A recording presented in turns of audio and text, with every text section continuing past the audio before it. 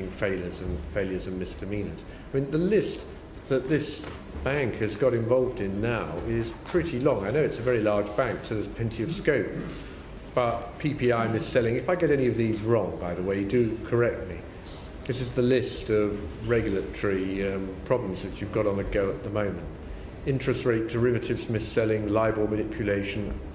You're under investigation by the European Commission on Euribor manipulation, mis-selling of mortgage-related bonds to Fannie Mae and Freddie Mac, forex manipulation, violation of international sanctions, weaknesses in money laundering controls, credit default swaps.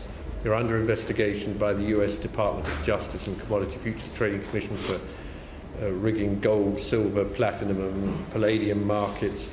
You're facing class action lawsuits relating to similar things, class action lawsuits over complicity in the Bernie Madoff fraud. Any of those wrong? I think the only one that's not quite right is that we never faced any penalties or sanctions on LIBOR. Okay. It's not a very happy list, is it? It's a terrible list, and I think that coming back to an earlier question, it was the aggregation of these issues that led the board to contemplate one of the most humbling things that's happened in my career is the recognition of all the things you didn't know, and you go and say, what could I have known or should I have known? And back to a point that Stuart made, historically the organisation was more like a federation. It had a kind of federal structure, and the scheme of control was there was a baseline level of standards, and then we applied the local standards. And I think that what these instances have illustrated or brought to the fore is that allowing interpretation at 88 countries, as it was at the time, was the wrong way to go, and we should centralise control. So when Stuart took over as chief executive, and I had got there a month before him as chairman, the first decision was to change the complete organisation of the firm away from a regional bias to 4 lines of business, 11 functions, and then the 5 regions on top of that. That regional bias to centralise control was the responsibility of an individual that preceded you, wasn't it? Well, so I'm asking you who that is. Well, that's the question I just posed to you. No, well, it probably was set in 1865 and gone on thereafter. No, it was that each chief executive decides the organisational structure that he thinks best fits the control environment of the firm. I think that the regional structure worked very well until it clearly didn't work, and now it's been changed. Okay, so is it all sorted out now?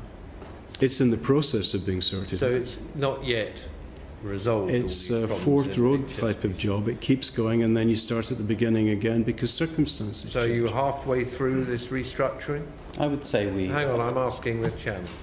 I would say that in some respects we're more than halfway through. The management team led by Stuart has sold or closed something like 77 businesses. Well, what are the prospects of another bit of rotten HSBC popping out of the woodwork as HSBC Switzerland did? I think in relation to not having line of sight to what's happening at lower levels in the organisation, I think the control environment, because of the progressive implementation of a single set of standards, is very much stronger than it was in the past. Okay.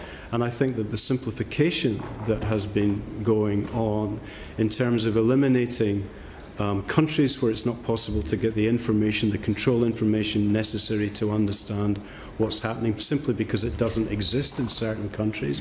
Sadly, also in relation to certain cohorts of customers where in fact the information may not exist to enable us to risk assess whether we can deal with those customers safely in accordance with the regulatory standards that are put in place of us. So we have come out of You're more than halfway through, but there's more downsizing to do. And the environment is evolving all the time. Okay. I must bring in colleagues. Of course. I've got the answer, which is that you're not yet. You've not yet reached the steady state. And I think it will always be ongoing.